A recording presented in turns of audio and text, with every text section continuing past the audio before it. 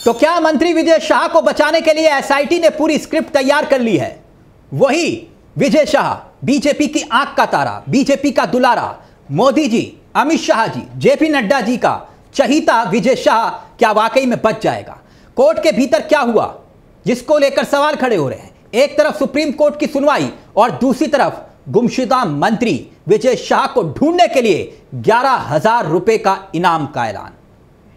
देश की बेटी का अपमान करने वाला विजय शाह क्या बच जाएगा? यह जिक्र क्यों किया जा रहा है?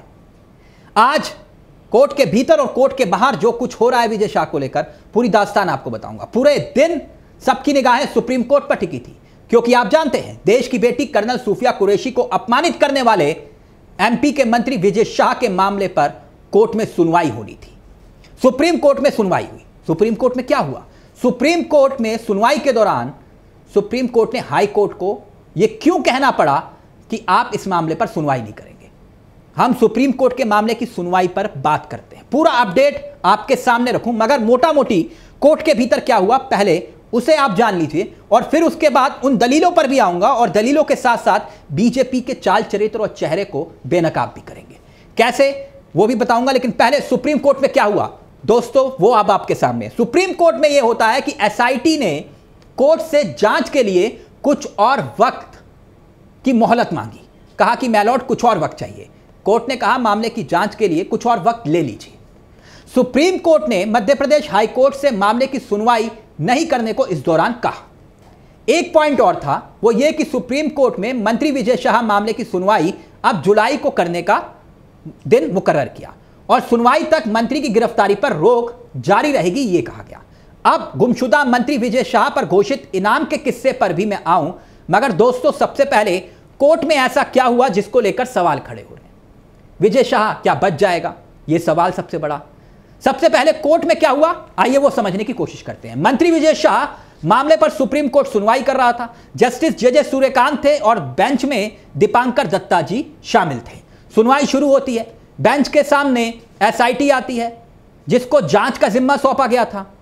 जैसे कि आप जानते हैं कि पिछली सुनवाई 19 मई को हुई थी और कोर्ट ने कहा था कि एसआईटी गठित हो। एसआईटी गठित हुई। इसमें सागर रेंज के आईजी प्रमोद वर्मा, डीआईजी कल्याण चक्रवर्ती और एसपी वाहिनी सिंह को शामिल किया गया था। एसआईटी ने मामले की जांच की। 6 दिन तक जांच चली और वीडियो के साथ साथ कई सबूत इकट्ठे किए, गवाहों के बयान दर्ज हुए और आज उसी आधार पर यानी कि 28 मई को एसआईटी ने अपनी स्टेटस रिपोर्ट कोर्ट के सामने पेश कर दी। यानी मंत्री के ऊपर जो जांच की वो कोर्ट के सामने पेश की और कोर्ट का आदेश था। स्टेटस रिपोर्ट आई, स्टेटस रिपोर्ट टेबल हुई। लेकिन अब आप कहेंगे टेबल हो गई तो फिर बात तो खत्म।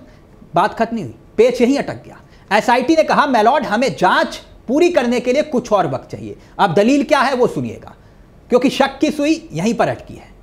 क्या मामले को लंबा खींचने की कोशिश हो रही है? ऐसा क्यों, इसका जिक्र यहां पर जरूरी हो जाता है। एसआईटी ने अपनी रिपोर्ट में बताया कि अब तक कुल 7 गवाहों के बयान हमने दर्ज किए हैं।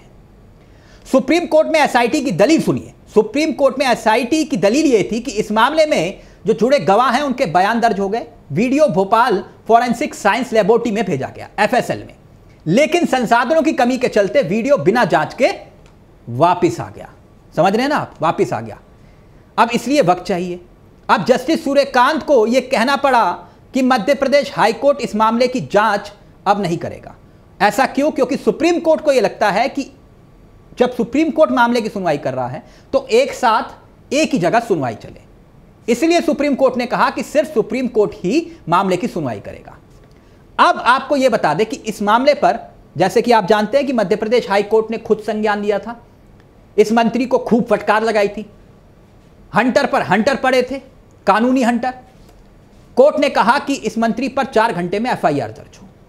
बचाने की कोशिश मध्य प्रदेश की सरकार ने खूब की, मगर कमजोर धाराओं में मंत्री पर एफआईआर दर्ज हुई।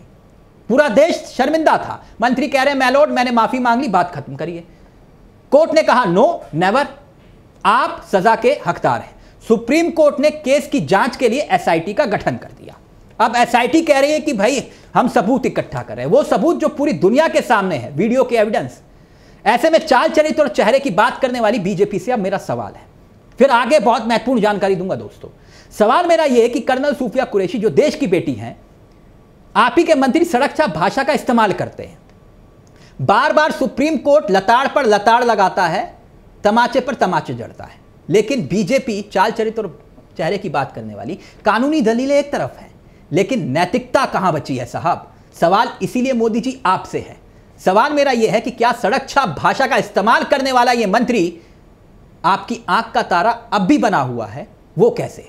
वो व्यक्ति आज भी पद पर है, क्या उसे यह अधिकार है? मोदी जी, आपकी रगों में सिंदूर बह रहा है। तो इसलिए सवाल मेरा आपसे है। अब मेरा सवाल अमित शाह जी आपसे है। शाह जी, आप तो कहते हैं पार्टी के भीतर एक्शन लेने के लिए जाने जाते हैं, तो फिर मुझे पूरा यकीन है कि आप जेपी नड्डा साहब से भी बोलेंगे, क्योंकि नड्डा साहब को तो मालूम होगा ये शख्स कौन है। अगर आप लोगों को नहीं मालूम, अखबार तो पढ़ते ही होंगे आप। अगर जेपी नड्डा नहीं तो कम से कम योगी जी आप तो कुछ बोलिए। आपको तो गुस्सा आता है विपक्ष की भाषा सुन के, तो योगी जी एक शब्द अपने इस मंत्री पर आज तक आपने नहीं बोला, एक ट्वीट ही कर दीजिए। आप, आपके मंत्री, आपके मुख्यमंत्री राज्यों के कोई विधायक, केंद्रीय मंत्री 2 शब्द तक नहीं बोले इस मंत्री को लेकर। मगर अब यह खबर देखिए दोस्तों, मंत्री इस वक्त अंडरग्राउंड है। बकायदा मैं नहीं कह रहा, मंत्री दूसरी बार कैबिनेट की बैठक का हिस्सा नहीं बने।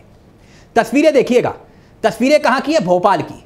कैबिनेट की बैठक हो रही थी, मंगलवार का दिन था, मंत्री को पहुंचना था, खबरें इस तरह की थी, लेकिन मंत्री दूसरी बार भोपाल में हुई इस बैठक से नदारत रहे, क्योंकि इससे पहले भी एक कैबिनेट की बैठक हुई। अब उनकी सीट पर एक मंत्री दिखाई दी बैठी हुई, एक मंत्री को बिठाया गया। तो क्या ये जनाब इस्तीफा देने वाले हैं? ये बात मैं इसलिए कह रहा हूं दोस्तों, क्योंकि मोदी जी इन दिनों फुल फॉर्म में है और 31 तारीख को मध्य प्रदेश पहुंच रहे हैं। हो सकता है उससे पहले ये इस्तीफा दे। मगर अब ये पोस्टर देखिए, ये पोस्टर जानते हैं इनकी गुमशुदगी के लगे हैं। 11,000 रुपए का इनाम घोषित है इनके ऊपर। कांग्रेस नेताओं ने पोस्टर चिपकाए हैं, थू थू हो रही है हर जगह, लेकिन फिर भी ये पद पर है। अब एसआईटी की जांच और कछुए की चाल, क्या मामले को लंबा खींचने की कोशिश तो नहीं है? यह सवाल खड़ा हो रहा है। अब उसे भी समझने की कोशिश करते हैं। जैसे कि आप जानते हैं कि मध्य प्रदेश हाई कोर्ट की जबलपुर पीठ ने कर्नल सूफिया कुरैशी के खिलाफ जो अपमानजनक भाषा, गटर छाप भाषा इस मंत्री ने बोली थी, उसका स्वतः संज्ञान लिया था। एफआईआर दर्ज हुई, जैसे मैंने आपको बताया। कोर्ट के आदेश पर एफआईआर दर्ज होने के वक्त क्या हुआ था याद करिए। मैं ये क्यों कह रहा हूं कि सैया भाई कोतवाल तो फिर डर का आएगा। एक के बाद एक मामले जब सामने आए, कोर्ट में एफआईआर दर्ज करने की बात तो हुई, लेकिन देर रात तक एफआईआर दर्ज होने में इतना समय लगा कि रास्ता तलाशा जा रहा था कि कैसे इससे बचा जाए। तो मरता क्या ना करता, कोर्ट का आदेश था, इसलिए एफआईआर दर्ज हुई। कमजोर धाराओं में एफआईआर दर्ज होती है। मैंने क्यों कहा कि बचाने की कोशिश? अब समझिए, कोर्ट में एफआईआर को पकड़ा जाता है, कोर्ट कहता है, कोर्ट नाराज होता है कि आपने कमजोर धाराओं में एफआईआर दर्ज की। और एफआईआर की सबसे दिलचस्प बात यह होती है कि 2 जगह श्री शब्द का इस्तेमाल होता है, यानी श्री विजय शाह जी। और फिर सवाल उठे कि भाई सैया भाई कोतवाल तो फिर डर का आएगा। कोर्ट भाग गया, जिम्मा एसआईटी को सौंपा, और अब वही एसआईटी कह रही है माय लॉर्ड हमें कुछ और वक्त चाहिए, यानी कुछ और वक्त दीजिए, हम जांच करना चाहते हैं। वो उस वीडियो की जांच जिस वीडियो में ये पता चले कि इन्होंने अपमान किया है, देश की बेटी का अपमान किया। बताइए, पूरा देश जिस वीडियो को सुनकर, जिस वीडियो को सुनने के बाद हाई कोर्ट ने एक्शन लिया, स्वतः एक्शन लिया, अब उस वीडियो की फॉरेंसिक जांच अब तक पूरी नहीं हुई है, इसीलिए सवाल खड़े हो रहे हैं। फिलहाल दोस्तों, इस खबर को लेकर आपकी क्या राय है हमें कमेंट बॉक्स में जरूर बताइएगा। और मेरी दरख्वास्त है आपसे कि इस चैनल को अगर आपने अब तक सब्सक्राइब नहीं किया तो सब्सक्राइब करिएगा, क्योंकि यहां हम सिर्फ बोलते नहीं हैं कि कलम गुलाम है, हम करके भी दिखाते हैं। यहां कलम गुलाम नहीं है दोस्तों। नमस्कार, जय हिंद, जय भारत।